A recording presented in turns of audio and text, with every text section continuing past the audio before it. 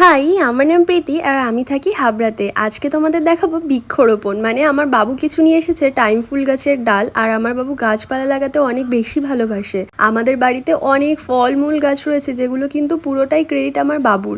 আমার বাবু গাছ ভীষণ ভালোবাসে আর ভীষণভাবে যত্ন করে সেগুলোকে ছোট থেকে বড় করে তোলে। এটা কিন্তু একটা মানি প্ল্যান্ট, যেটা মরে গেছিলো একদমই। আমার ভাই সেটাকে বাঁচিয়েছে। এখন দেখো কি সুন্দর প্রজাপতির মতো ডানা মেলে দুদিকে পাতা ছড়িয়েছে। আর এটা আমার ভাইয়ের একটা ছোট অ্যাকোরিয়াম, যেখানে ওর বিভিন্ন ধরনের মাছ আছে। মিল্কি বার আছে, গোল্ডফিশ আছে, অ্যাঞ্জেল, মলি, বিভিন্ন ধরনের মাছ ও ওটাতে পোষে। আর মাছগুলো ছোট থেকে কত বড় হয়েছে, এত হেলদি মাছগুলো।